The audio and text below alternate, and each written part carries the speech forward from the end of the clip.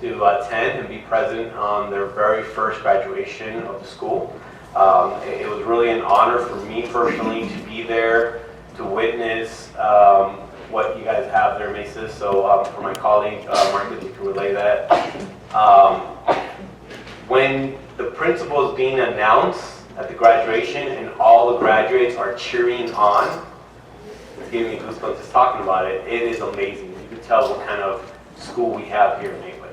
So I applaud that for all the graduates and what they did part of it, and as well as the teacher. They saw that excitement from you too, sir. So great. One also said I attended the grand opening of the Crudos restaurant, new restaurant that's here in Maywood. Something different, unique, sushi and other great foods that they have. I still am to try it. I haven't tried it yet. I still need to. From what I hear, it's amazing. So invite anyone, all the residents, people, your friends, please invite them over to our new restaurants. We're having new businesses coming in, and it's a good addition and good highlights, positive businesses here in our city that are coming in. And happy Father's Day to everyone that is a father. And hopefully you have a safe Father's Day, everyone as well, and enjoy it with your loved ones. That's all I have to report. Thank you. Thank you. Good evening, everyone. Thank you so much for joining us. Thank you for taking the time to be here this evening. I just want to mention a couple of things. And first, I want to thank the staff that helped us man the ring event. Thank you to all the staff that participated in all that. And I'm sorry, in that event, we had, I believe, a total of 55 households that came by. And out of those 55, I believe it was like 45 or 47 that purchased a ring security system that evening. And for those of you that didn't have an opportunity to come by and purchase a ring product, you can still, are we still running it? It hasn't run out of time, it's that time. So they can visit our city's website, and then you can purchase a ring product at a discounted price through the money that the city is matching Rings money as well. Since we last saw you, we have Memorial Day weekend. I hope you all had the opportunity to spend it with your families, but I hope you spent it honoring the men and women who have served our country. We recently had a meeting with Sheriff Villanueva and the city of Cali, and for those Maywood residents that went, thank you for coming by. It was a pretty interesting conversation, to say the least, with the sheriff, with the new sheriff. So it was good to hear from him. I want to reiterate what my colleague, Mr. Alvarez stated. It's really hot out there, so please make sure you're staying cool, drink plenty of fluids, and watch out for mosquitoes. This is when they come out during the heat, and mosquitoes have been known to transmit diseases. So please get rid of any standing water that you have in your household. It takes a capful of water for a mosquito to lay its eggs and for them to be born in there. So please get rid of any standing water, and make sure you use mosquito repellent at night. I think with that, I conclude my comments.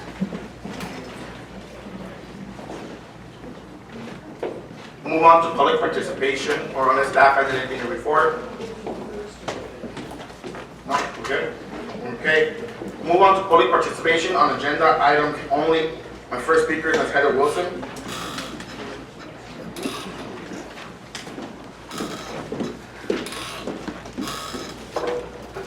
Mrs. Wilson, I live on 60th Street in Maywood, and what I would like to address tonight is numeral 7, the housing. I'm not sure of all the parameters involving this, but everyone that's involved in this city knows there's no parking, and those of us that are lucky to have long driveways, hooray. My neighbors use mine for parties. They use my son's driveway for parties. It's fine with us. But on my street alone, there are new apartments going in. And when a one-bedroom apartment has 4 drivers, and a 3-bedroom apartment has 6 drivers, And now these are all compacted into one area. Where are all, and they, one area that I'm thinking of is 3 units. I've counted at least 12 cars, and they don't use the garages. Those cars are all on the streets. I'm assuming some of the new places that are being built will have the same problem. I haven't asked, but I'm sure if I did ask, I would know how many bedrooms and how many car spaces. But people are not using their garages, and they have more than 2 cars. And we have no parking. So my question is, if we build all these new places that I understand the state wants us to build, there's something involved with the state, where are all these people going to park? There are no places to park, especially when they don't use their garages. Thank you. Thank you. Ms. Wilson was our only speaker. One thing I forgot to mention earlier was I attended the sanitation district meeting, and in that meeting we got a report on the hazardous waste and e-waste collection. And Maywood, it was held on May 25th, and there was a total of 288 loads, which puts us right in the middle of our range for this event. So thank you everybody that came out and dropped off hazardous waste and e-waste. Thank you for that. Let's move on to presentations by HDL.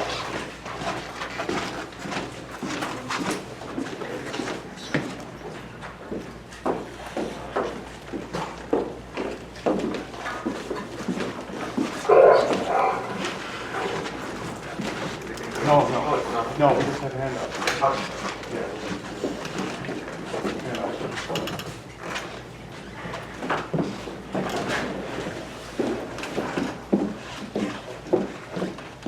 Hello, Mayor, Council, staff, and city members. I think about 2 weeks I'm with HDL, manager of the cannabis compliance section. Did you want me to answer questions first? Or No. If you can go through your presentation, and then if my colleagues have any questions, we'll ask them at the end. Perfect. Thank you, sir. So HDL, as you may know, is a tax and a property tax and sales tax consulting firm. 2 years ago, when they were dealing with the sales tax in the newly developed cannabis industry, our clients started asking questions and asking us to assist. And part of that, 2 years ago, we developed a cannabis division that does a variety of different services. We do tax and fiscal analysis, we do compliance, audits, and an application process. That application process that we have worked with many cities, and in this case, the city of Maywood, is developed in a form that is a merit-based, multi-phase competitive application process.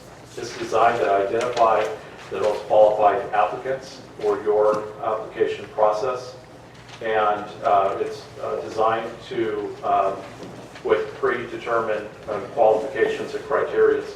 HDL works with our client, Maywood, to develop these criteria which identify the best practices and identify the time, place, and manner in which the industry is allowed to operate in the city. The applicants are required to submit an application meeting those requirements. Those applications are then submitted to the city. The city then transfers the data to us, whether it's digital or hard copy, and the application is then reviewed. Our team has 16 members. Your particular city is assigned to Cami Miller. Cami Miller was a state regulator for the state of Nevada in the city of Las Vegas. She worked there for 4 years and then came to us as a compliance supervisor. Cami works with the criteria, and as you see in the handout, for the application review phase, we are required to assess and evaluate the proposed location, business plan, neighborhood compatibility plan, safety and security, air quality, and labor and employment. Those are evaluated against state law, local ordinance, and best industry practices. And then after evaluation, a report is written identifying the good and bad parts of the application, particularly identifying any deficiencies that the applicant will need to supplement. And a score is assigned that application based off that 1,500 points that you see there.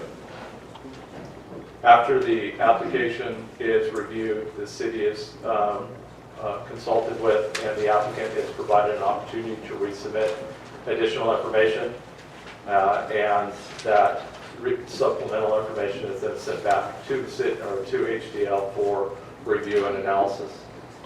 The overall application is then evaluated again and receives a final score. Any scores past 80% allows the applicant to move forward to the interview phase. During the interview phase, the applicant is asked questions in relation to the application that they provided. And the areas which are discussed are the proposed or final location, the business plan, the community benefits plan, enhanced product safety, environmental benefits, labor and employment, local enterprise, neighborhood compatibility, qualification of principles, safety and security, and air quality. That would be for a total of 2,500 points. As after the interview, the points are calculated, added and calculated to the application review, and a final report by HDL is provided to the city with a recommendation if the applicant achieves higher than an 80% recommendation of licensing or a permit. The application process is then handed over to Mr. Mango, where you work internally with the applicant.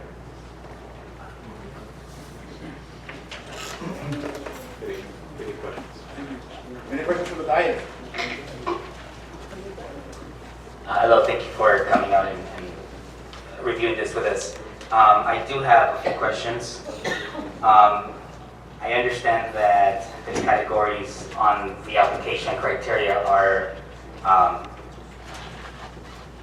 guess, evaluated based on local state law regulations, but your rubric, is your rubric aligned to state regulations or expectations, or is this rubric and point system something that your company comes up with or created? The state doesn't have a point value system. The reason why the point value system at the city level is because the city has created a merit-based competitive process. And this is the points is a way to identify and rank the applicants for that competition-based process. In your case, the applicants are allowed to resubmit the information and get the points, but the state does not have a point system. Does that answer your question, sir? It does, yes. At some point you mentioned this 2,500 points, and I think that was towards the last step or the last phase, possibly the applicant interview. You said 2,500 points, or did I see it said?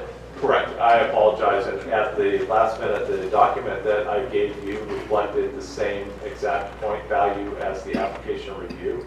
And Mr. Mago provided me a supplemental document that provided the actual point values for your interview phase.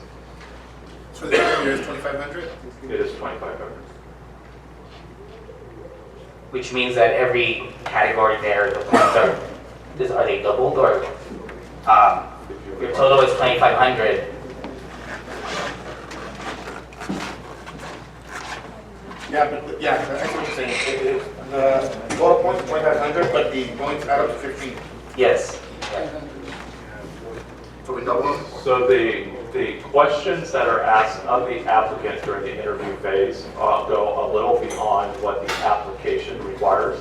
That's where the additional points come in. What kind of questions do you ask in the interview process?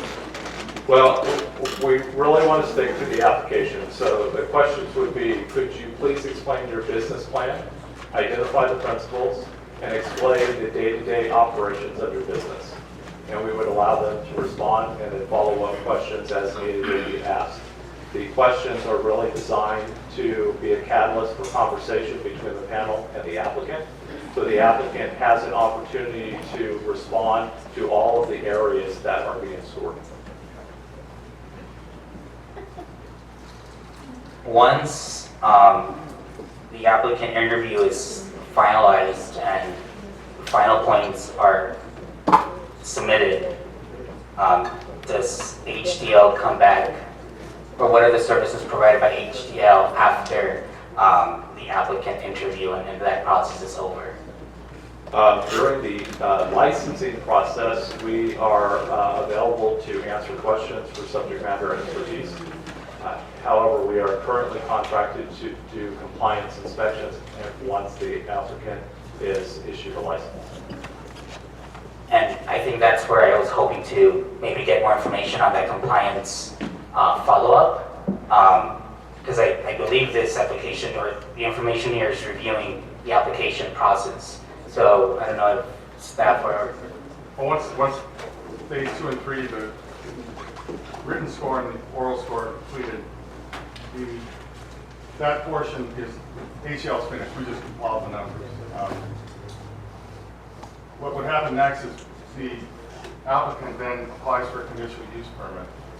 Once they obtain the conditional use permit, they're ready for plans and construction.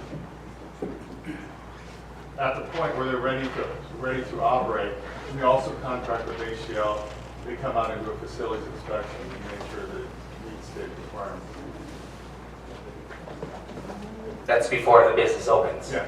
Okay, so then once the business opens, who is checking up, on behalf of the city of Maywood, who is checking up on these businesses that they are still following, I guess, the categories that the state is requiring for them to initially open? I guess my question is, what's the follow-up? They open and we just let them do what they need to do and... Well, we're devising a renewal process that requires that this facilities inspection be done annually. We don't have the facilities inspectors here, but then again, we don't have food handling inspectors, we don't have hazmat inspectors. We have to rely on either contractors or the county or whoever it is that provides those specialties. So the plan is every year, these businesses will have to renew, and part of the renewal process is have an inspection by HCL. So thank you. That gives me a better understanding of what HDL services are for the city of Maywood. I think it'd be a really good idea for us to, because a business, a restaurant would then have to go through health services for them to, I mean, if they have an A, a B, a C, or a letter grade at the front of their business to see how they're doing. I would like to possibly see something similar to that and ensuring that dispensaries are being held accountable for the scores that they initially got, so that they are providing. You'll see that the state is contemplating a scoring system or grading system for, the state's now getting into this. They're starting to issue, correct me if I'm wrong, the application process for the state when everyone's operating still under temporary licenses. Absolutely. The state's still really behind on the fully licensing all the businesses.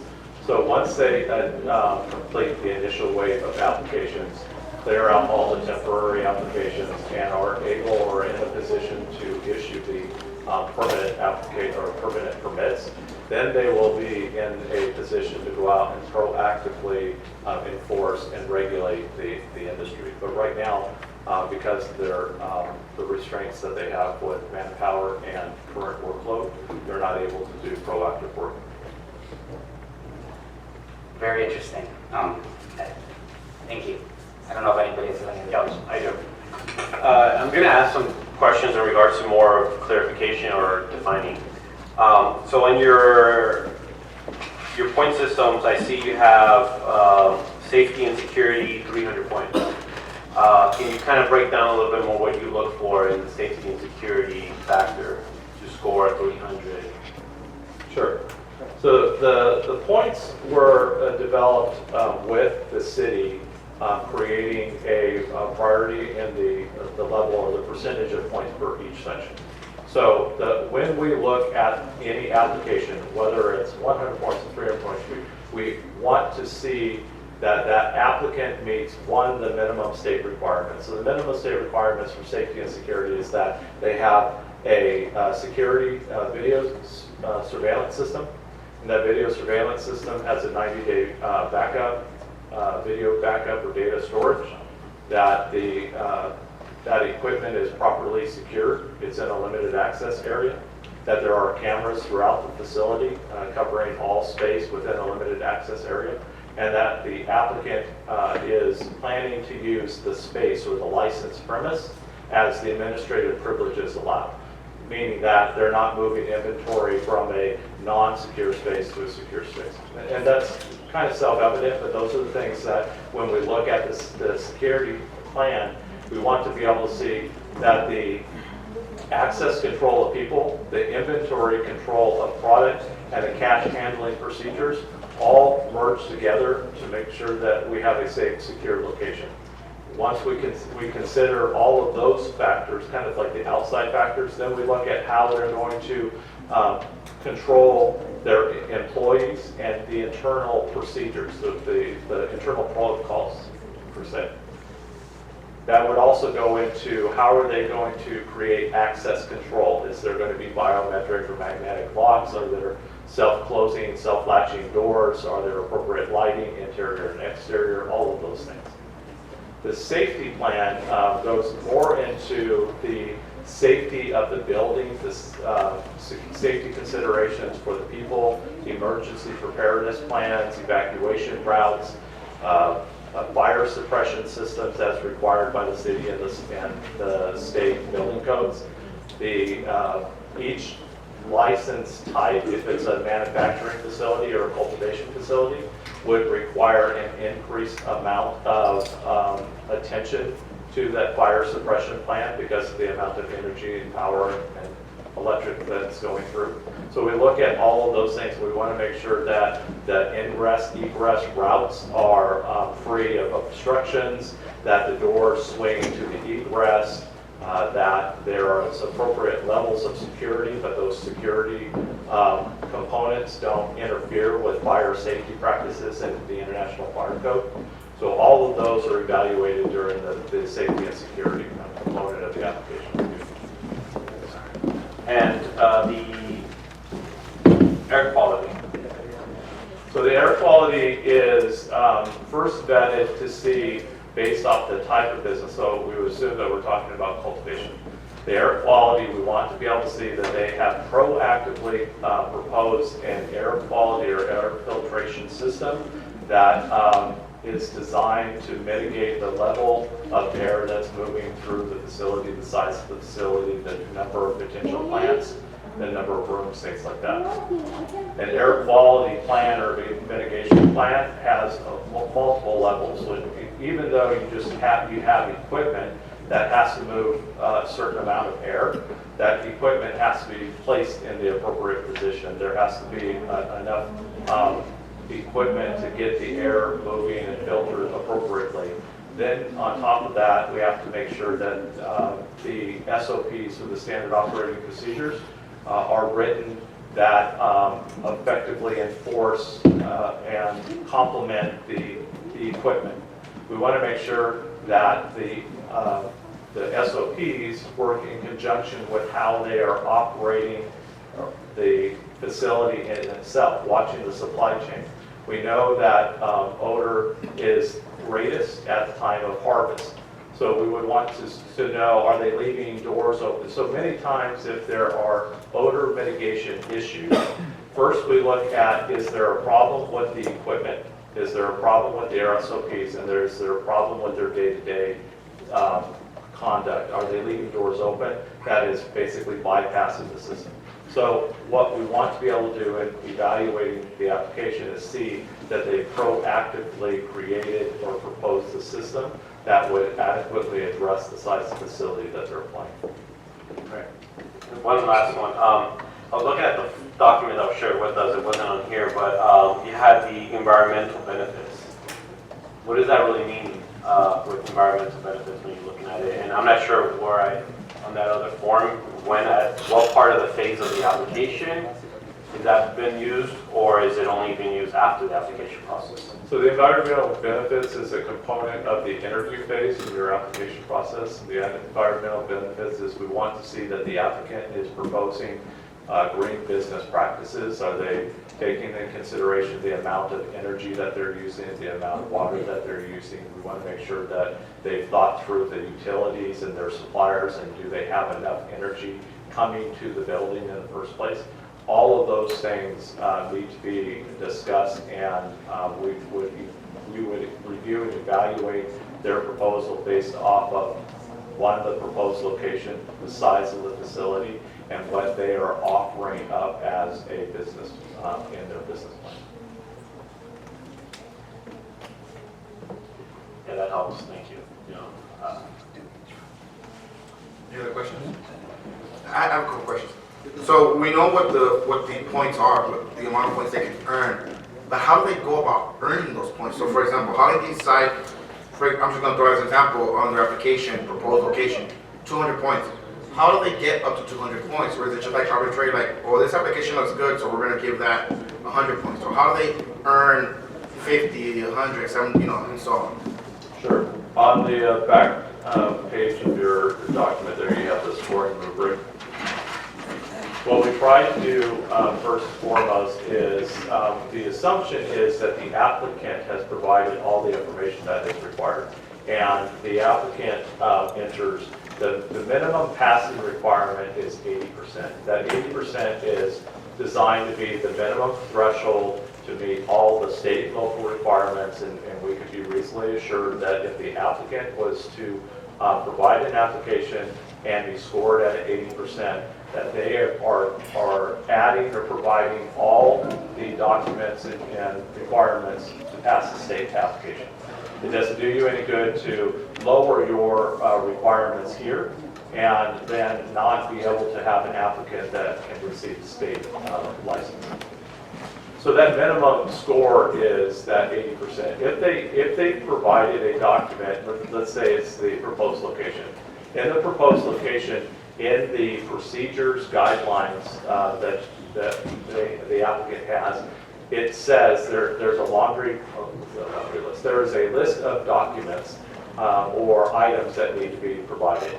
A site plan, a layout of the floor plan, identifying where the doors are, all of those things. Talk about the address, talk about the physical location. Is it in violation of any buffers or setbacks or state mandated buffer areas? So if they provide all of that, at minimum, they're going to get 80%. And when we look at it and evaluate it, every bit of information that is added that complements the minimum requirement, they would increase in scores appropriately. What would end up happening is if they fail to give us the information in that section, we would then search the other components or the other sections, criteria, to see if we could find the information somewhere in that application, and we would score it. If it doesn't meet the requirements, then we start taking points away for the amount and type of information that is being that is missing. So the application itself is first reviewed section by section, and then then all the sections are reviewed and the applications are reviewed in its entirety. Because what we want to be able to see is if the let's use the business plan. If we review a business plan and they say they're going to have 20 employees, and their 20 employees are going to work a 10-hour shift, but when they get over to the labor and employment, they say that they're only going to hire 5 people, and they're going to work a 6-hour shift. What we want to be able to do is see that all the components, all the sections complement each other and don't conflict. If they start to conflict, we dig deeper into the application to see maybe why there's misunderstanding, why there's disjointed information, and if we are capable of extracting all that we want to see, then they would get a minimum of 80%, and we would score it appropriately. If we cannot find that information, that's where we start deducting the points. Thank you. My apologies for my ignorance in the question if it becomes that. But like, for example, just using the example of security, right? You were talking about surveillance, the cameras, whatnot. When you guys are doing the application process, I'm assuming, are you dealing with just like a floor plan of where they're gonna put it? Or do you actually, score based on what they actually have up and installed? And that the question applies to also like the air quality, functions that you explained about having to have for that to be able to be good. So do you actually make sure all these things are actually installed, or is that just based on a plan? That's a good question. The application is the proposal, it's the application. And we are only evaluating, scoring, and ranking the application as it is. That the installation of that information, or that the equipment, comes in the compliance inspection to make sure that they're held accountable to the information that they put in the application. Okay, so that not until after, well, obviously, we approve. By that point, when we're in the compliance and inspections, that point, we as a city have already approved them. They've opened their doors, and that's when you finally go in and doing a compliance inspection, or do you do one prior to their opening of the business? We have been involved in your business after it's been licensed. We did not enter into the agreement until a few of the businesses were already open. Now we're getting them as they open. So HDL does continue with the compliance. Compliance, yes. And more to your question, as far as camera locations, they're required to hire certified security consultants who create these plans that show where the cameras are and how they will cover the entire facility. Wait, I'm just using that as an example, but I mean, my thing is, yeah, we're grading this, I want to understand it how we're grading this on the 8% what council has approved on opening the business based on just documentation versus actually physically seeing and inspecting a facility. That's really what I'm trying to get at. That was just an example of it. So I think I kind of have a question for staff on this then. Out of all the businesses that have been open, how many have we had compliance inspections done already to ensure that they did follow through based on what their application and what HDL's hard work went into? And do we have a report of that? Can we see, make sure like what, it matches apples to apples? Yes. We do. Okay. You can email that to council? Yeah. Is that something you can email? Is that something you can share to us, or? It's not project. The inspection is your document. We are in the process of re-reviewing supplemental documentation, and many of them are not completely finalized, but you do have drafts. Great. I have, I think, one more question. If it's out of 80%, why are some categories more points than others? I'm a teacher and I have to use, I'm an English teacher to make it even more difficult. And I'm expected to have rubrics for everything I do, and my rubrics need to match whatever grade I give my students. So if it's out of 80%, it's a passing, why can't they all be 100 points? It'd still be 80% at some point. Or what makes one category or one criteria more points than others? So in the evaluation process, we have a conversation with our clients, in this case, the city of Maywood, and we identify the various areas that could be reviewed or evaluated during the application process. And assuming that in totality it's 100%, we want to try to figure out how to weigh the various sections. So what ends up happening is we take each of the, let's say the application review, its proposed location, business plan, neighborhood compatibility, safety and security. So what we did was we worked on trying to figure out how to break down those sections into a percentage that falls within 100%. And then that's where those points come. The assumption is that everyone would get 100%, but it's kind of like our employee evaluations. We don't set the standard so high that they don't meet it. We want to be able to give them the minimum standard. Say, look, we know if you give us X information, you will pass the city, you will pass with the state, you handed out everything. If you give additional complementary outstanding information, we want to be able to identify and reward that. And if the minimum was 100%, then there's no way to reward any additional work. You briefly touched on one of my next question.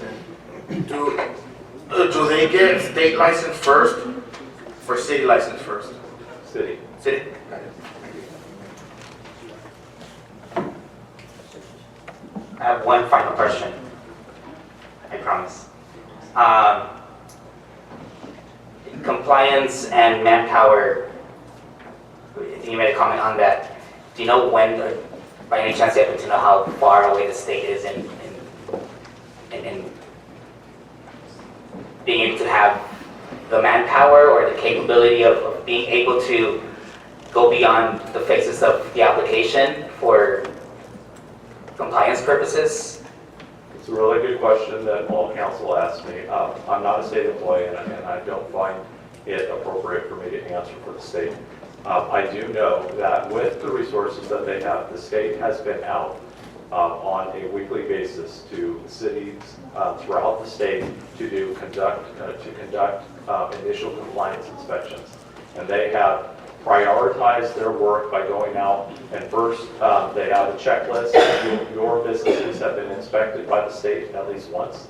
And they were able to give me a checklist of things that the state identified as compliant. And the state is in a position now to go out and do very broad strokes to see that the place that is applying is at the physical location, they're conducting the correct activity, and that they're operating generally within the state requirements. Their goal is to follow up and do what is called a risk-based analysis, and they will circle back on the problematic ones first, and the ones that are compliant and they don't see or foresee a problem, they will then hit them either at the issuance of the license or during annual inspection. Thank you. Any other questions? Thank you so much for coming down and for your thorough explanation. Really appreciate it, sir. Thank you. All right.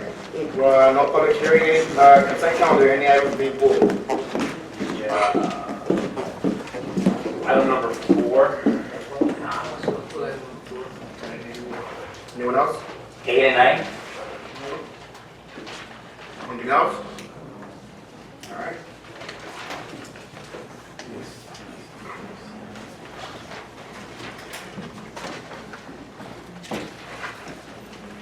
All right, items 4 and 8, 4, 8, and 9 have been pulled. Can I get a motion? Motion. Second.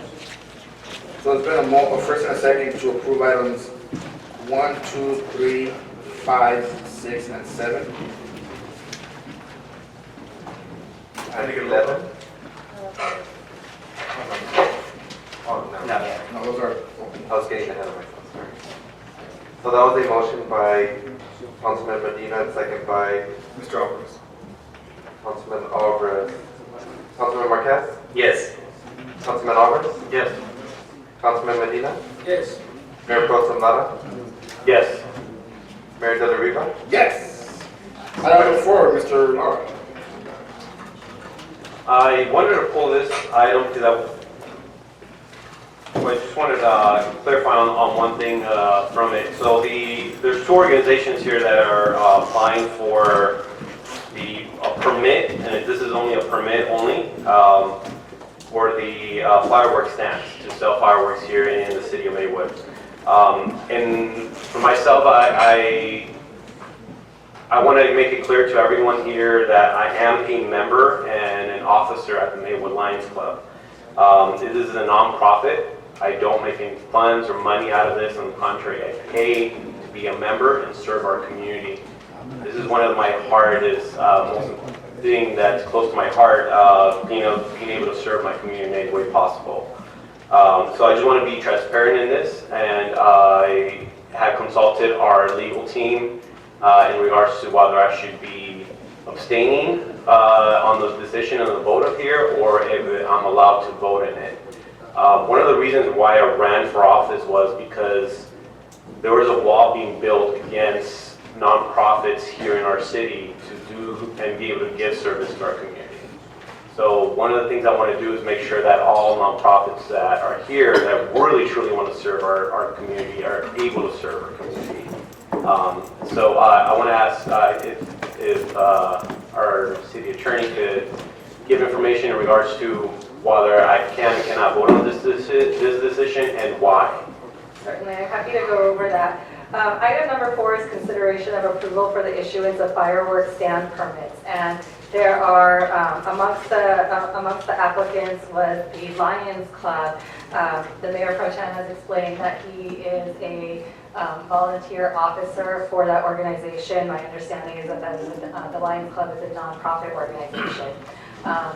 The city attorney's office is very happy to consult with all of the council members and commissioners about all of these issues as they come up, especially with respect to potential conflicts on items that are before you. In this instance, we consider the Political Reform Act in terms of various interests of council members or commissioners that may be disqualifying them for participation in making a decision. For example, to give a very common one, if a project that's before you is right by your home, that would be a disqualifying interest in your real property. In this case, we wondered whether there would be a disqualifying interest in the organization Lions Club itself, or whether there was a salary involved. And so the Political Reform Act makes exceptions for nonprofit organizations versus for-profit organizations. There is a distinction there. And so the law looks at nonprofit status as indicating a non-material interest. And so there is an interest, but it is not material under the law, and therefore there is no disqualification required on that basis. The other possibility was whether there was income being received, and we understand that this is a volunteer position for both the Mayor Pro Tem and I believe the spouse. And so on that basis, there would be no disqualifying financial interest under the Political Reform Act. Accordingly, the Mayor Pro Tem may participate in this decision if he would like. Thank you. I would like to ask if we could make a voting decision. I know it's one item. We can make separate voting decisions for the organizations for that purpose. And again, this transparency, I am a member. I've been advised that I can vote. My wife is the president of the organization. Again, we are just volunteers. We do not get any profit into this as well. But I don't know if we could vote separately on these two. Before we go vote, any other questions? So, to the city attorney, so you're saying you checked with FPPC and it's okay that he's approving a wireless thing for his wife? He's gonna be voting and approving a fireworks stand for his wife. Yeah, you correct that. It's not for my wife. This is a fireworks stand for a nonprofit. No, I just wanna make it clear, because is your wife the president of the organization? Yes. Silva's next to you.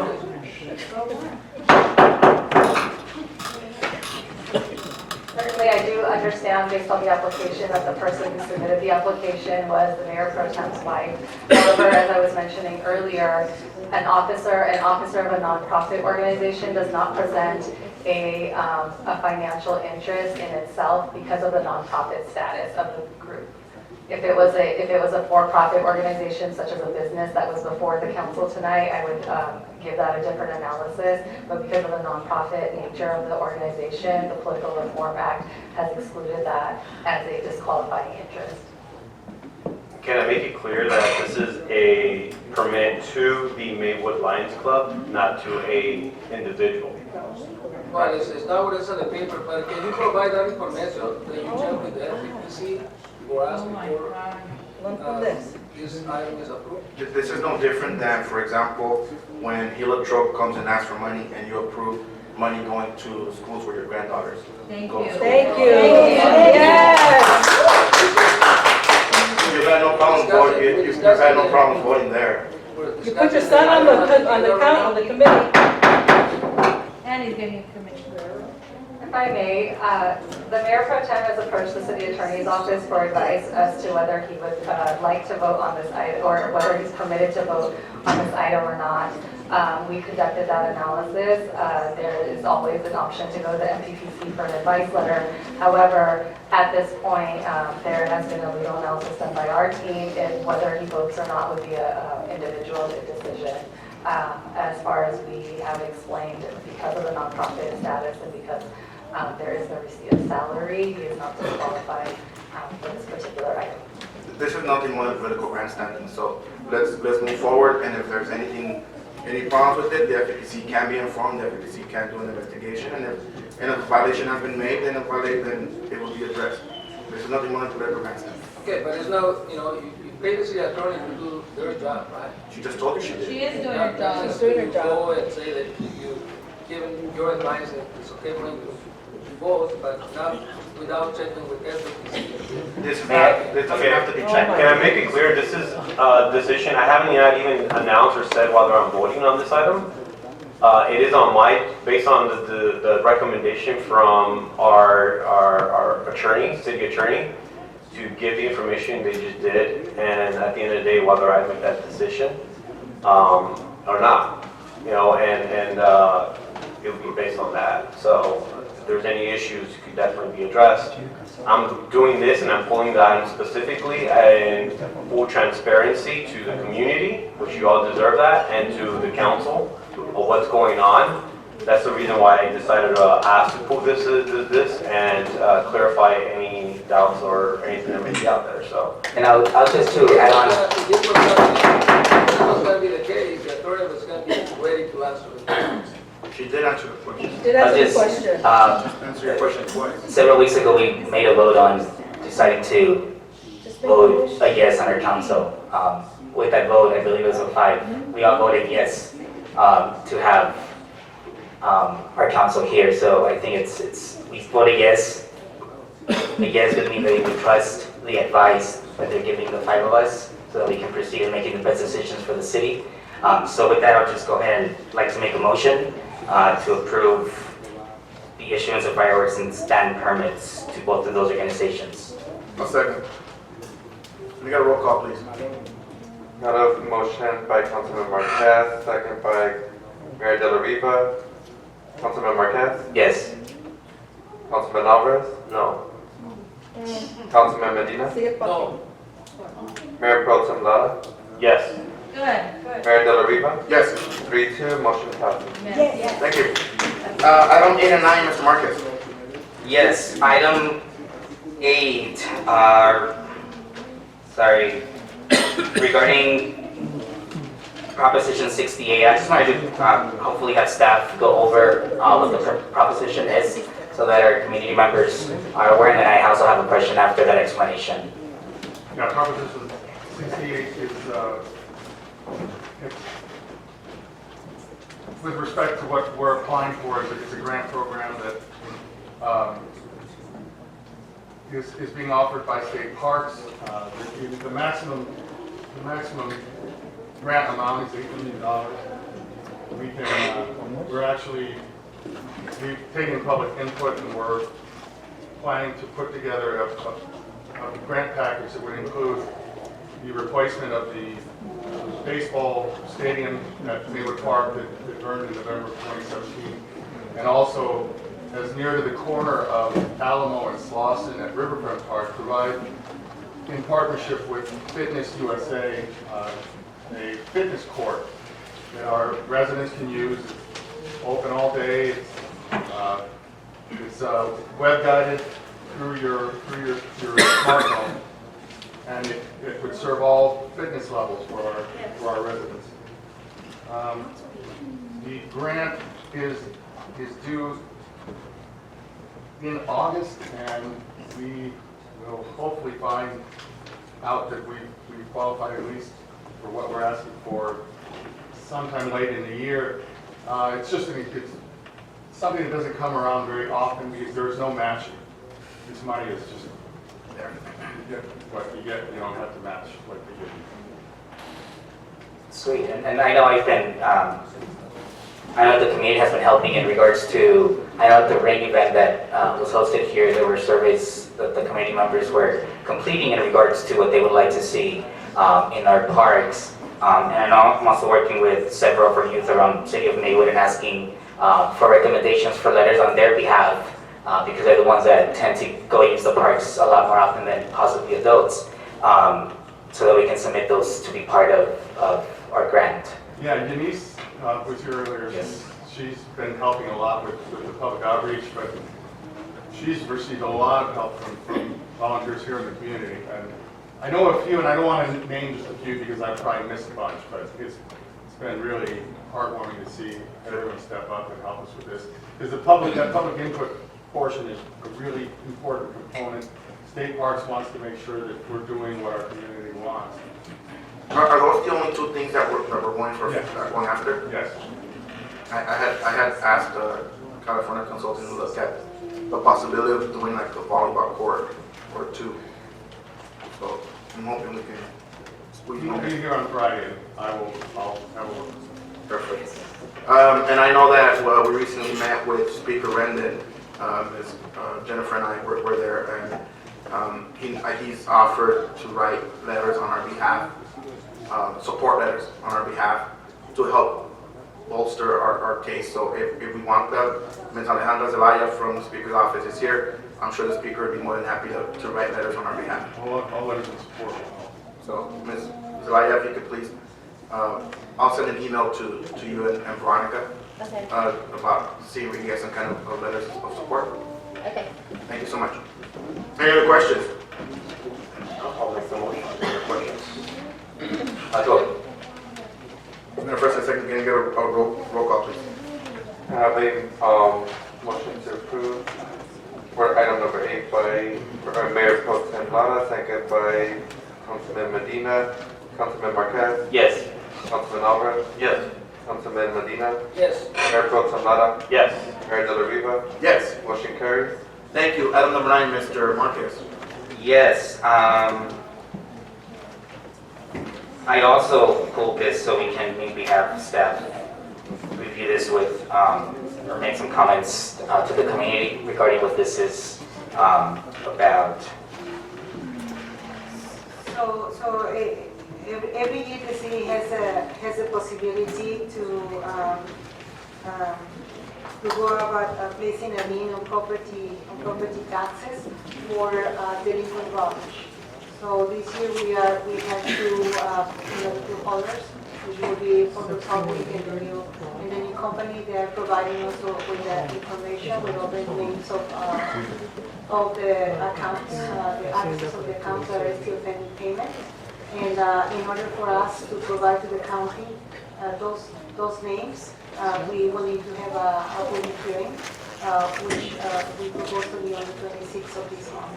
So that will be the first step, give people enough time to go back to the holder and try to, either pay or clarify what is the reason of the delinquency. So, I'm sorry, when is the proposed date for the hearing? The next council council meeting, meeting, which is the 26th. And if I'm not mistaken, letters have gone out also. to Yes, those, yes. To alert them as well, so that they're prepped and understand. So when the letters went out, some of them have already been taken care of, but there are still some outstanding ones. Yeah, we're receiving already some calls back and, some clarifications. And so we expect to receive everything by the end of this month, a new list. And providing that everything goes well, we will present to council on the first meeting of July, the final list that will go to the county. Okay. Today we're just setting the hearing date. Correct. We're not approving anything, we're not arguing points, we're just setting the hearing so that the community can come in and voice their concerns. Correct. That's all we're, good? I'll go ahead and make a motion. It's been a first and second, can you get a roll call, please? I got a motion to approve item number number 9 by Councilman Marquez and second by Councilmember Alvarez. Councilman Alvarez. Councilman Marquez. Yes. Councilman Alvarez. Yes. Councilman Medina. Yes. Mayor Pro Tem Lara. Yes. Mayor Del Ripa. Yes. Motion carries. Item number 10, fiscal year budget review. I want to thank staff and my colleagues for being here at 5 to get a study session in, and we were able to ask a lot of questions, get feedback, which will hopefully help speed up this process. But I know are we going to do a summary now so that those folks that are here? Yes, Thank definitely. you. So we provided you with a summary presentation and went over the numbers to show that the budget that is being proposed is balanced with a total of revenues coming in for this fiscal year 1920 at 10.4 million approximately, and expenditures at 9.7 million. So the budget that's being proposed is definitely balanced. There is estimated fund balance for the June 30th, 2020 is the end of the fiscal year. For the general fund, we're looking at 1.5 million. But during the study session, staff also expressed some concerns about some outstanding liabilities, which included the JPIA, the unfunded PERS liability, which all the cities throughout the states are facing, as well as other various litigation that's outstanding.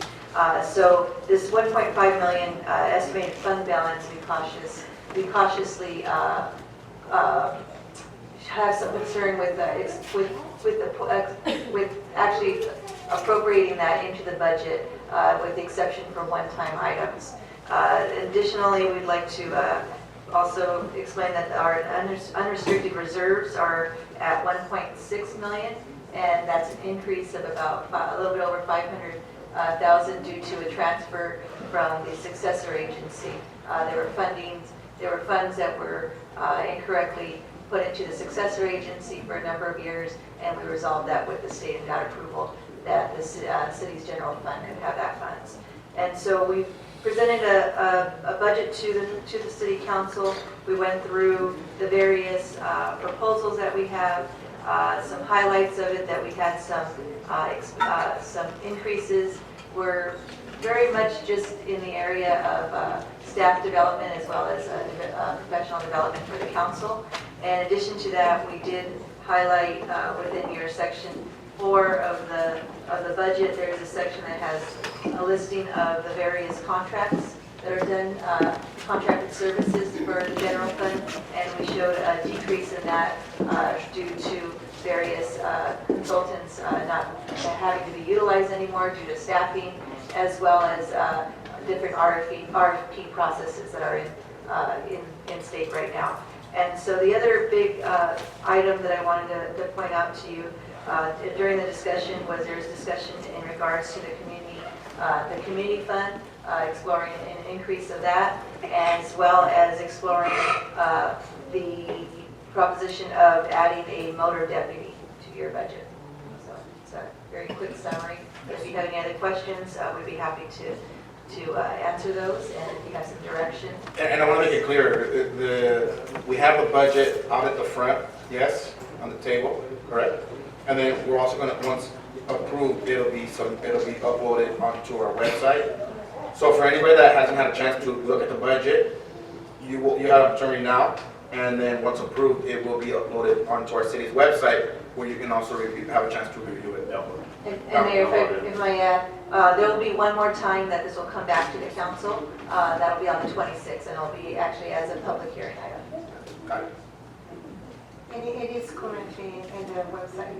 Oh, we have this currently already on the website? Oh, that's right. Yeah. Yeah, we upload all of our agendas, you're right, our agenda packet. So anybody who hasn't had a chance to review the budget, please do so. Go to our website under the calendar section. We are now uploading our making our agenda packet, so the same information we have access to and that we're reviewing to make our decisions, you now have access to that same information as well. So please take a time to look at the budget, and then when it comes back as a public hearing, if you have any questions, comments, concerns, that would be a great time for you to make those comments known to us. Thank you.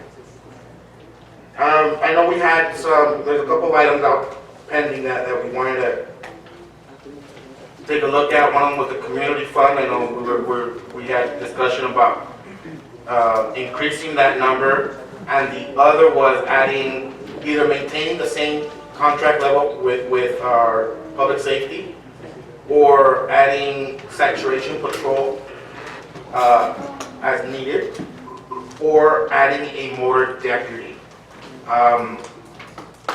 If we keep the estimated total cost for the fiscal year of maintaining the current contract level would be at 4.5 million. The maintaining contract level with saturation patrol, we're looking at an increase of $40,000, so that would take us to 4.6 million. And if we add, or if we maintain contract level but add a motor deputy, we're looking at $227,000 for motor and $54,300 in equipment, bringing that to an additional $281,421, which would take the total cost of our public safety would be at 4.8, round up to 4.9 million for fiscal year 2019-2020.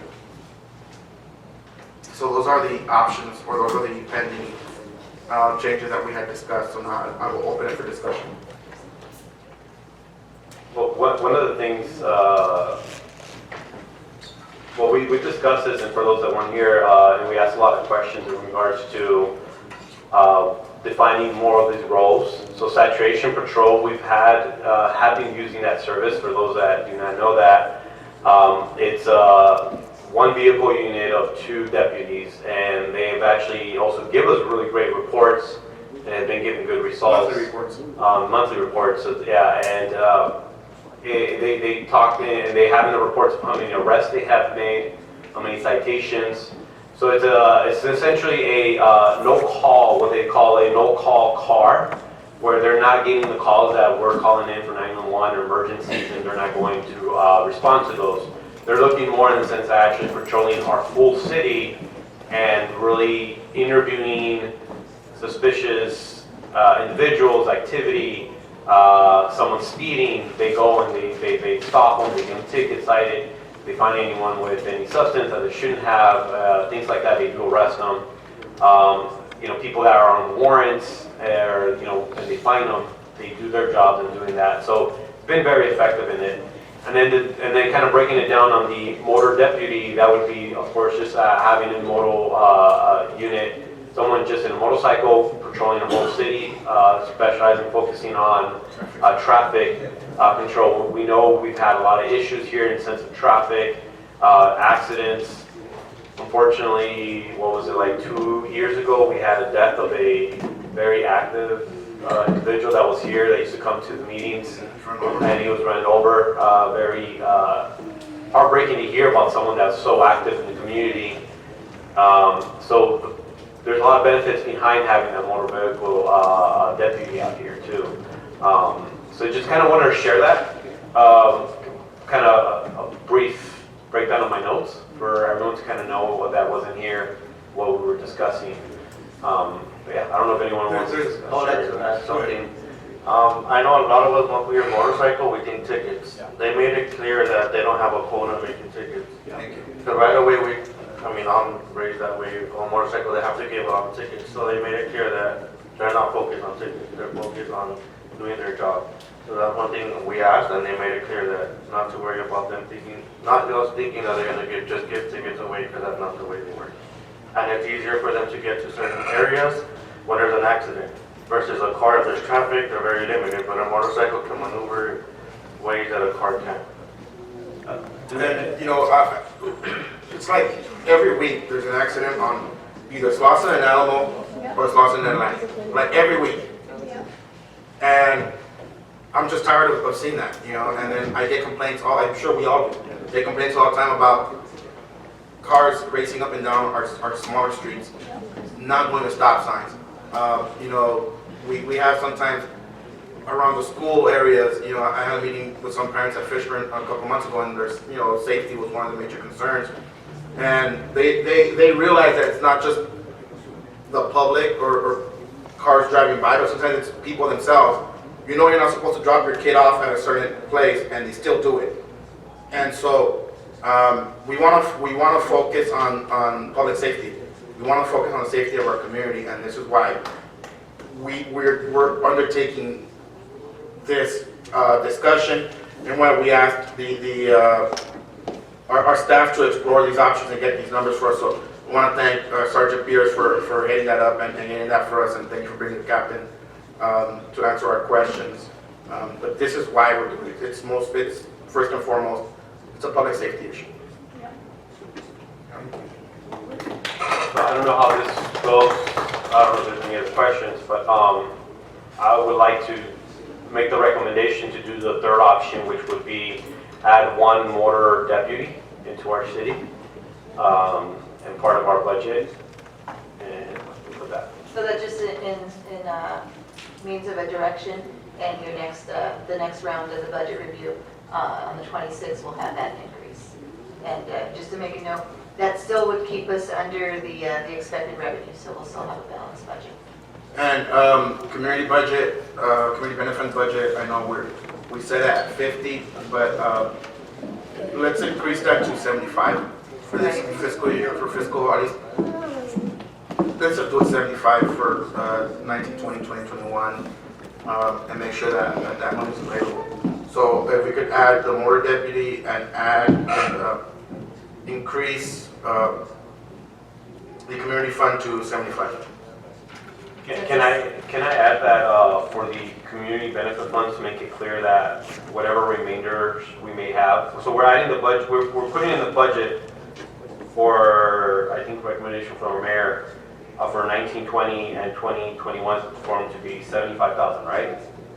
So if there was to be any remainder from one year to still go be put into the other This year? be increased, yeah. But that's something we can do at each study session, or at each, at every mid-year. I just want to make sure. I just wanted to make sure it rolls over. I want to roll over whatever's left over from one year. If we didn't use all the 75,000, whether it's $1,000, $20,000 left over, it roll over to the. And I believe you have a policy that's written down on how, we could take a look at that. Yeah, The we go back reason, and the read reason why we don't is just because the nature of the general fund Right. is that when you have the budget, that's the budget, that's our set Sure. amount. If we don't if we don't spend the whole amount, then it just goes back into the regular general fund. And so these study sessions, these reviews, is that time for you guys to say, okay, you know what, we didn't use 22, but we think this for instance, the community fund might become more popular as people understand how to go after it. So we're going to add additional 25. Great. Okay. Yeah, the appropriate time would be at mid-year reviews or budget sessions to make those changes that we're doing now. And the other item that I wanted to highlight that was discussed upon was special events. And about bringing more special events back to the city. So if there's if the council's prepared now to provide staff with some guidance on what to look for, it wouldn't be prepared for the 26th, but we would be able to bring a report back with some proposed costs. If you want to give us some, or if you want us to bring back I would like to see like a fair for Labor Day weekend. Not necessarily, like I said, not necessarily a street fair, but some kind of fair, whether it's at a park or somewhere else or high school, whatever. A farmer's market. What else do we want to see? I know we're in discussions to do some partnering with the YMCA, so that will help alleviate costs. There might be no impact on our budget at all. Partnering with them. and giving out some movies. Movie nights, concert nights. How about like, I would like to see more like maybe like on the holiday season, having some sort of community event, like, you know, Santa Claus for Christmas, a Christmas event, have something on that, Easter. You know, really get those opportunities to really unite with the community again in those key holidays.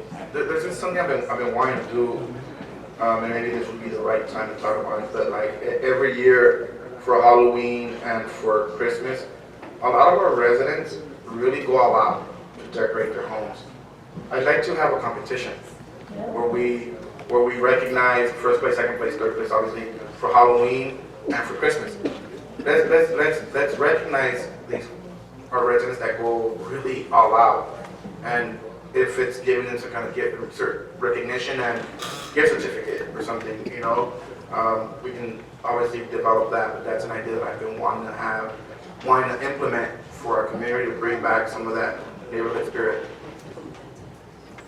I'd also like for us to look into, we have a lot of veterans in our city,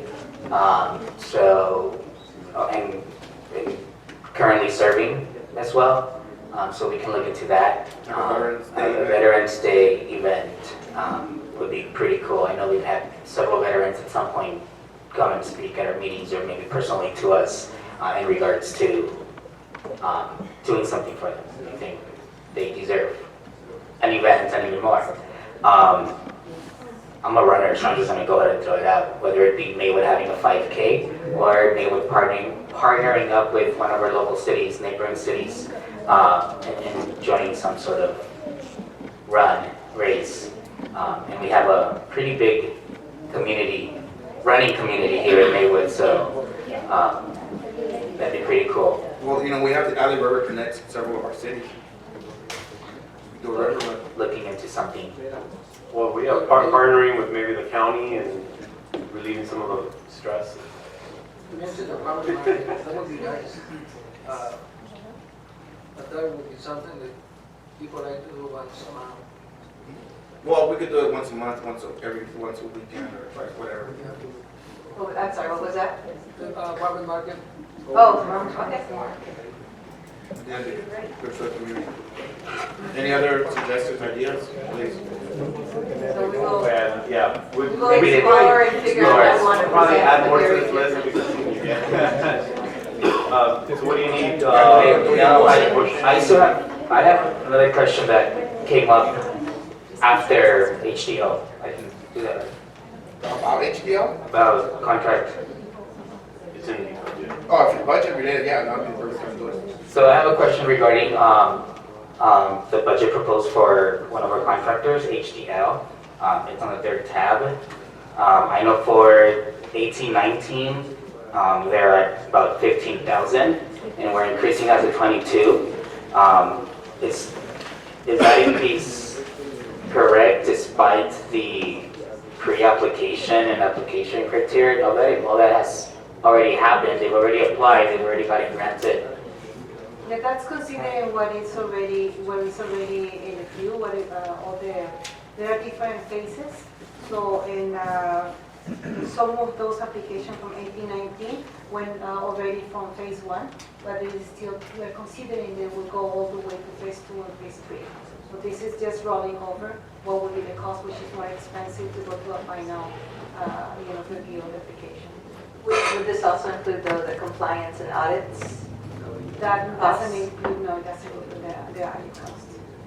No, the audit cost, it was included in a different section, which is in audit. We added $6,000 for the first review that we're gonna have, since we have one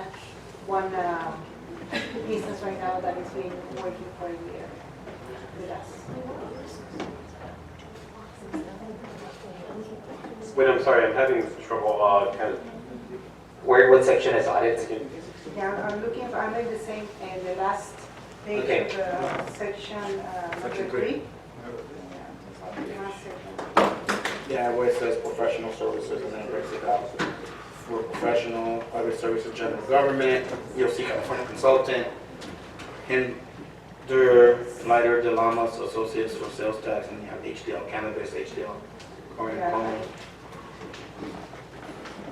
Yeah, I see, we were reviewing this budget in the last few days, and I see that we made an adjustment.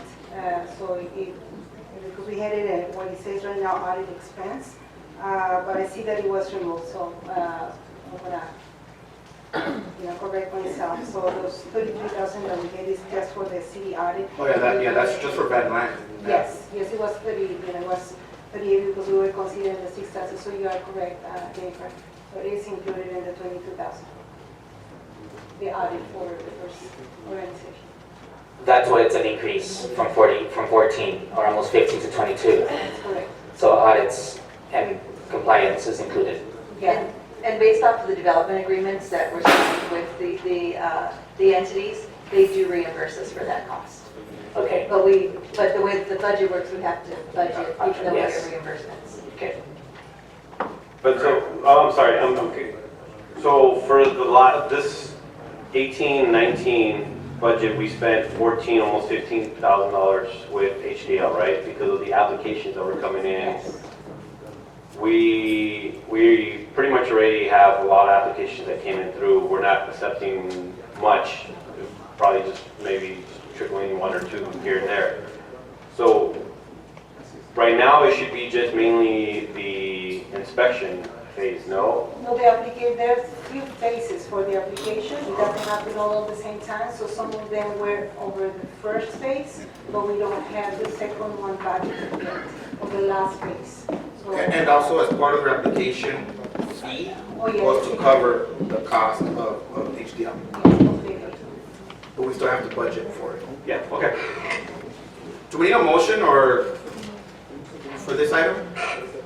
It's just direction Give at this direction to time, staff. and, you know, I think there was consensus on the items that you wanted us to look at, and we'll bring So, those back in. direction of staff and bring back for next meeting. Thank you. Item number 11.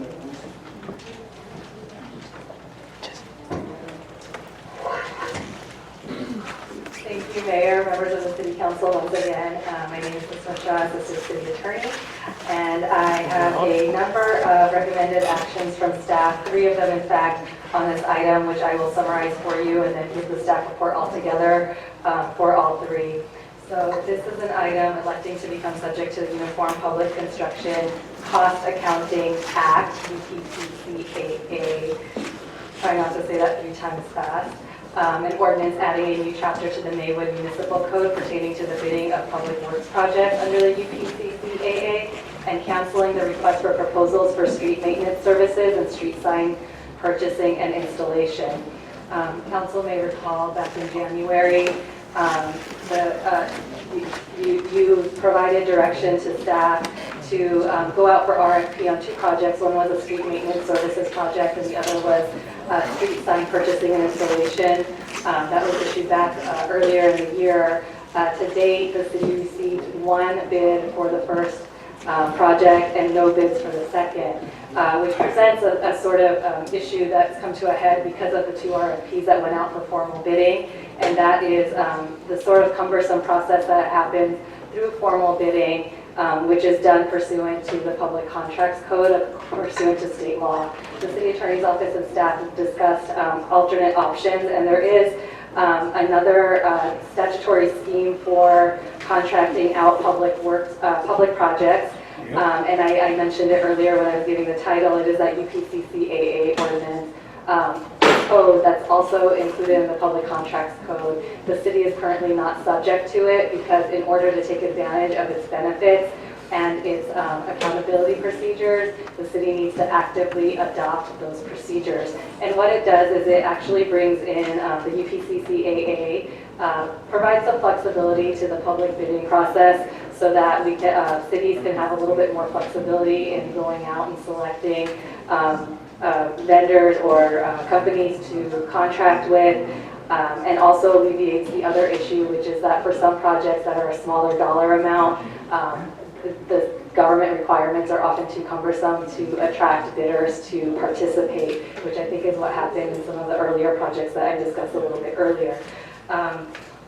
So to go over what we need to do and what staff proposes is a resolution first, if the council desires, is to adopt a resolution that's in your agenda packet today, adopt formally subjecting the city to the UPCCAA. That's number 1. And then tracking an ordinance that mirrors state law. And there what we have are 3 tiers of projects based on dollar amounts for different treatment and different procedural requirements. The first would be for public projects that are under $60,000 in value. In that case, rather than subjecting those projects to the same formal bidding requirements, the city manager would be authorized to enter, to either authorize city staff to work on those projects themselves and pay for that via force account. There could be a negotiated contract based on spot quotes with companies, or a purchase order could be utilized. The $60,000 figure mirrors that in state law, which is updated from time to time. That January 1st marks actually an increase for the first time in quite a while. Last year it was $45,000. There's a few other numbers that were updated in the staff report based on the automatic increase provided by the state. That's where the $60,000 comes from. The second tier would be between $60,000 but less than $200,000, and that's where we would have informal bidding rather than formal bidding. The procedures would have to be outlined in the city code. What would happen there is the city would obtain informal bids. They would advertise to a short list of companies rather than putting out formal notices in the paper. To come up with that short list is also a process that's mandated by the law. And there's some notice requirements. There's also oversight by a state commission as to adherence to those informal bidding procedures. And then the third category, council, is projects that are in excess of $200,000, which would again require the same formal bidding procedures essentially that we already have in place. The only caveat I would put in there is up to $212,000, which is just between that second tier and third tier. Occasionally, you may have, the city may be trying to go for informal bids and just get something just over $200,000, but under $212,500, and there the council may go ahead and approve that sort of project with informal bidding on a 4/5 vote rather than a plain majority. That's the outline of the UPCCAA. The staff recommendation is to adopt the resolution subjecting the city to this alternate procedure from the Public Contracts Code and introducing by title only an ordinance tracking the same. And the third request from staff is to cancel the request for proposal procurements that I discussed earlier that were issued in January. And that concludes my report. I'm available for any questions. Thank you. I really like the direction we're moving in. I think it really streamlines our process, and given that we're obviously a smaller city, so our projects aren't going to be as lucrative to some of these companies. I think it shows with the lack of responses that we received. And I did review that one that came in from Excel. I think it's called Excel Paving. It was a very, very poorly done, I think, proposal. And I think the reason is for that is what you just stated. So I do like this. My only concern is that in order for something like this to be successful, all the right decisions have to be made for the right reasons. And in the past few years, we've seen that contracts are just being given out left and right, no real procurement process. And I would hate for us to see us going back to that. And that's my only concern with this, is that hopefully we don't end up in that position again where we have elected officials and we have examples like former staff that were just writing checks and giving out contracts left and right. That's my only concern with this, but I really do like the direction we're heading in to streamline the process. So thank you. Okay. We're going to take a quick 2-3 minute break. Okay, we may just add one item or a couple minutes in response to your statement. The mayor brought up a good point, and I think that I can augment the staff report a little bit and discuss a couple of things that are in the report and in the ordinance itself, and that has to do with the procedural safeguards that are in place at each step. Overall, the UPCCAA is subject to state oversight, so in the initial step, when the city potentially subjects itself to the UPCCAA through RESO, it's giving notice to the state that these are the procedures that would now be followed, so there is a state level oversight that is not currently present. I talked about the different levels of projects. The first was under $60,000, and that is currently set as authorization by the city manager, but there is also room there for oversight for the council as well. What the ordinance proposes is that a quarterly report will be made to the city council in which all the details of every contract that's let by the city manager is disclosed to the council, along with the details of a description of the project and the contractor that was selected. The other is the requirement that staff would obtain quotes from at least 2 contractors prior to undergoing any contracts under that level 1 project, which is under $60,000. The second level 2 requires the city to go through a process of maintaining a list of qualified contractors, and so that's done in advance for every category of work that the city would require. And so that process sort of brings in some transparency ahead of time, so that when the time comes for informal bidding, the city can go to its list for that category of work, invite bids, solicit them, benefit from the flexibility that the UPCCAA offers, and still have a disclosure to the community and the council. The ultimate contract in level 2 would come before the city council. As I mentioned, the dollar amounts occasionally that would require a 4/5 vote, but generally everything over $60,000 would require council approval overtly. And then level 3, of course, is subject to the same level of scrutiny and the same formality as is currently the case for every project, whether big or small. Got it. Thank you so much. Any other questions, comments, or concerns? If not, motion to adopt the resolution electing to become subject to the Uniform Public Construction Cost Accounting Act, introduced an ordinance of the Maywood City amending Title II and adding a new Chapter 7 pertaining to the bidding for public works projects under the Uniform Public Construction Cost Accounting Act by title only, waive further reading, and introduce the ordinance, and cancel the request for proposal procurement for street maintenance services and street sign purchasing and installation issued in January 2019. Second.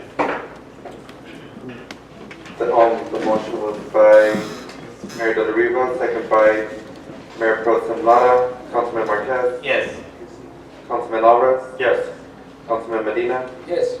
Mayor Pro Tem Lara? Yes. Mayor Del Riva? Yes. 5-0, motion carries. Thank you. Moving on to public participation. Yes, ma'am. May I go ahead and read the ordinance? Yes, I'm sorry, jumping in. Go ahead. Thank you. According to the city direction, I will go ahead and read by title only, introduce an ordinance of the City of Maywood, amending Title III and adding a new Chapter 7 pertaining to the bidding of public works projects under the Uniform Public Construction Cost Accounting Act. Thank you. All right. Public participation on agenda items. Ms. Heather Wilson.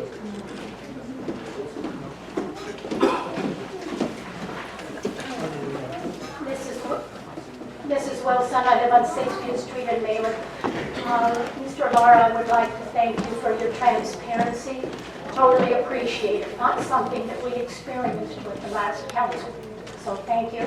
On the city traffic, I think we need more 4-way stop signs. And there's a 25-mile-an-hour, excuse me, speed limit posted on the street. Just don't paint it anymore. It's too fast. I've clocked myself driving. I drive all over.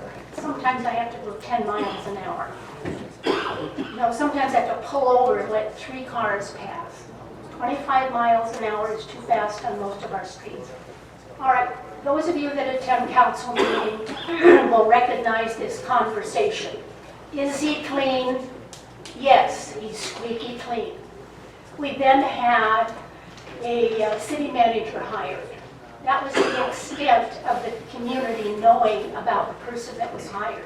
So I'm going to ask you, Mr. Medina, are you squeaky clean? I don't think so. You questioned Mr. Lara. Number one, I don't like fireworks, and I don't think they should be in the city at all. But at least the man was transparent. So let's start with you. We have party money. The auditor suggested you return the money. I have estimated your portion is probably about $1,000, maybe a little less. Did you return that money? The gas money, gas allowance money that you voted for? It was stopped, but did you return the money that you kept? A couple $1,000s there. Then we have the pay raise you voted for your sister, the treasurer. Where is she? Getting paid, but she's not here. Then we have the less than stellar performance of Montgomery and Silva. Unprofessional, unethical. You were told repeatedly this, what was going on. And did you do anything about them? No, they sat there falling asleep, stopping the community from doing what they were allowed to do. Cost the city a lot of money. Then we have the sexual harassment item, and Mr. Martinez. Did you stop or do anything to stop or inquire about the sexual harassment complaints that were coming in? Only you know. I have my guesses. The city is now, I understand, being sued, and I do not know if it's been settled. Then we have Mr. Martinez, a friend of yours from the garage. You didn't question this man? He had no experience, but he was hired. Mr. De La Riva questioned him. You need to resign, and so does... Thank you for your comments. Ms. Veronica Lyon.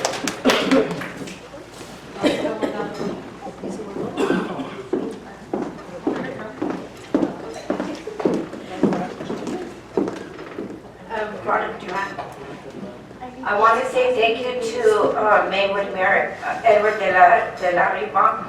Thank you to Sheriff Chief Alex Villanueva, both for listening to my public comment about me and my family being homeless. Because of their phone calls, I have a caseworker at Whole Child. I was able to get a job.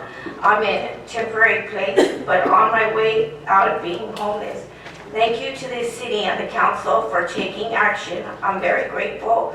Being homeless hurts, but a little help can make a big difference. Also, thank you to YMCA Director Maria, Claudia, and Jerry for their program that feeds kids. Thank you to Hilda Solis's office for guiding me in the right direction with information. Thank you.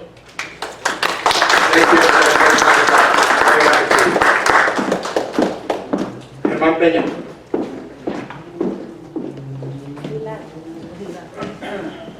Left. Next, and I apologize if I'm not reading this properly, Evelia Castillo Rodriguez.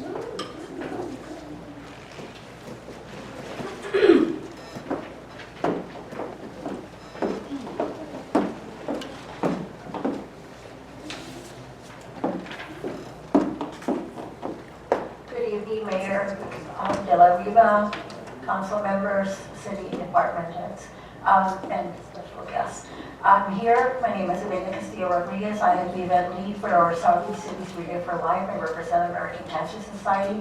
And I'm here once again to invite you to either join our team. I want to thank Mr. Marquez for forming a team, Mr. Lara for joining Bobby's team. Raise your hand, Bobby.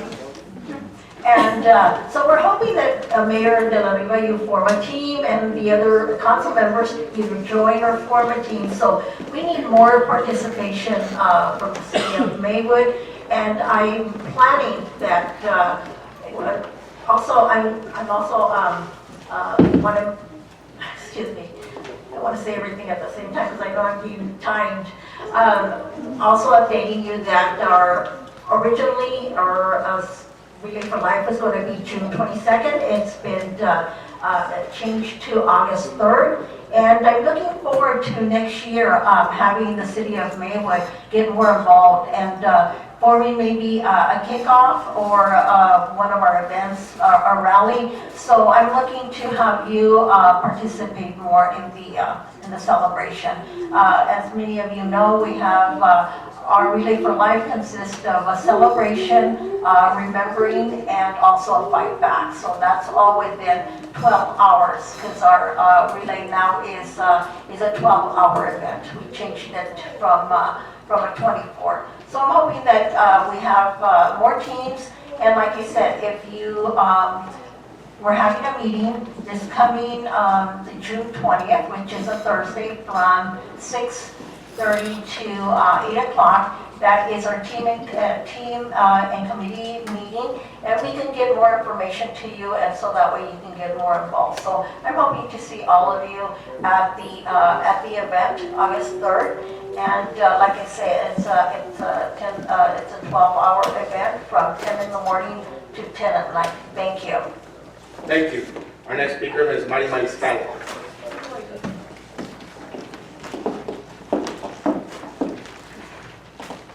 Good evening.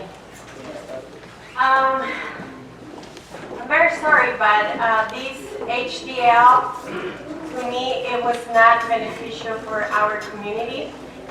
To me, it's not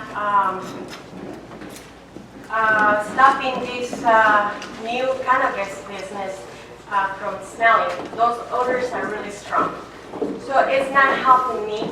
And therefore, I am asking you, this last Monday we had a planning commission meeting, and pretty much what we were fighting is not resolved.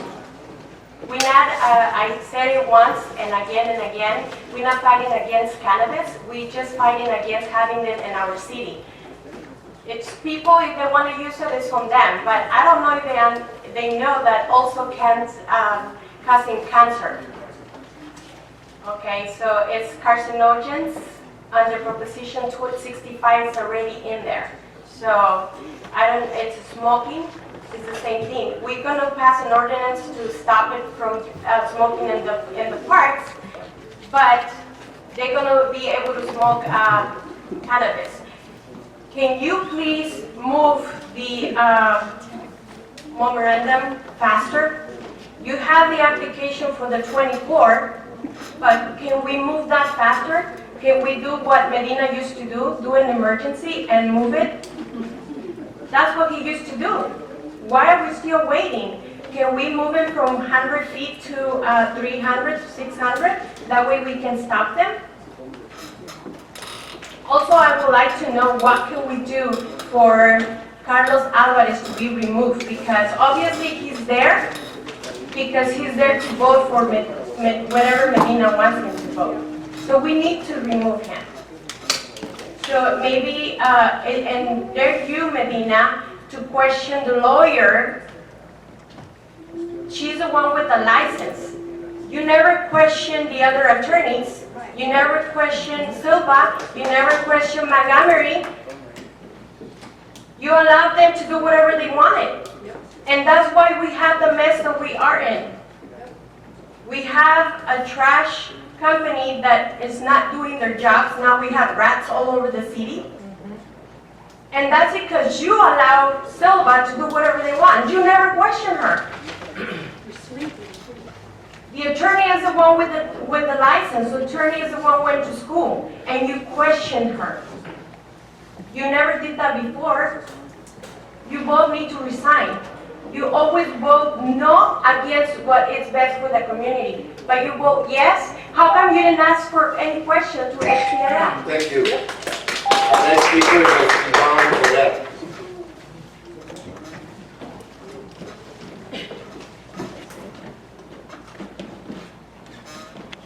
Hi, good evening. My name is Yvonne Correa. I live in Huntington Park. I'm a part of the American Cancer Society since 1999. I'm a volunteer. And I'm here with Eve and asking to participation in our relay. Years before, I was here every year. I'm the person who brought the flyers, who brought the posters, and made sure those posters show in the office. So I want to say I'm on the chair for survivors. So I want to ask you to, if you know any survivors, please let me know. And maybe I know a few of you have a business. So maybe I can ask you for support, because we, as a chair survivor, we always provide with food, breakfast, lunch, dinner, and all day we provide with water, juice, yogurt, and little items, you know, for the survivors, because it's a big day. So I would like to see more participation, because I put participation for this city. And I will hope to see you on the 3rd. Maybe I'll be here before to remind you. Okay, so I'm Yvonne Correa. I live in Huntington Park since 1977. And good night, everybody. Nice to meeting you. Thank you. You're welcome. Our final speaker is Mr. Gustavo Pantoja.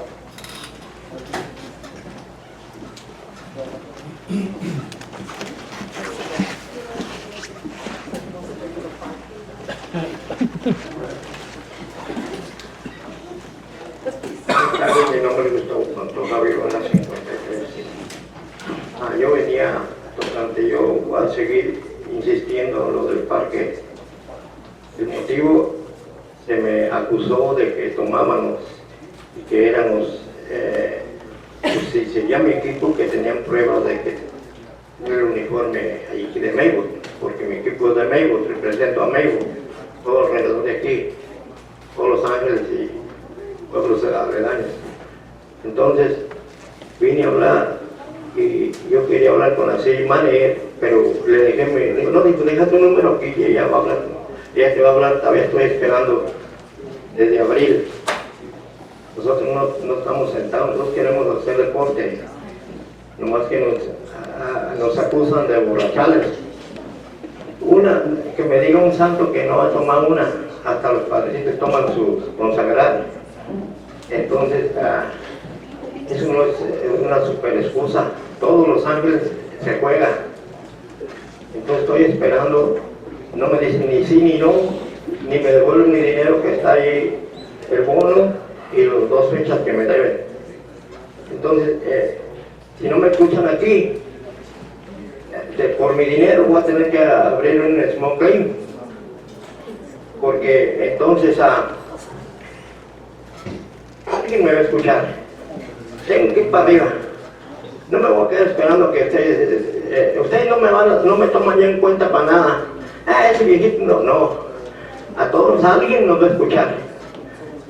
Y tocante a lo que, según con respeto, abogada, a usted,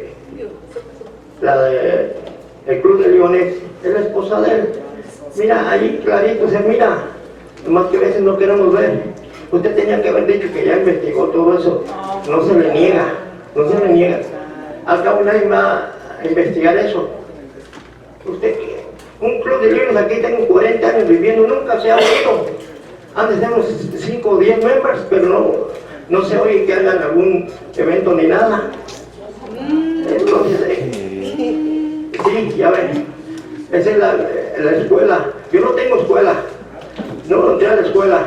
Los que entraron a la escuela, miren aquí cómo vienen a hacer pamba y todo eso. Entonces, como le digo, también todo el Lawson ya quitaron feria, la quitaron. Entonces ahora sí, todos aquí presentes, ahora sí tienen boletos para los Dyers, ahora sí hay lonche allí porque quitaron la feria. Todos están contentos. Thank you for your comments. Medina, para que te hagan tu For the trabajo. record, nothing he stated is true. Medina, habla con él. So, before we end tonight's meeting, I'd like to end with a moment of silence in honor of the 4 Husseins from the city of Bell that were lost a couple weeks ago in a car accident.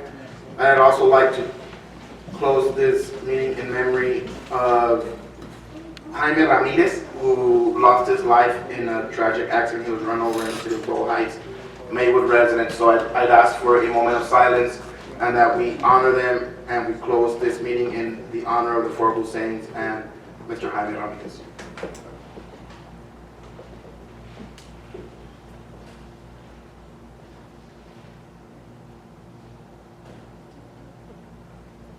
Thank you. Good evening. God bless.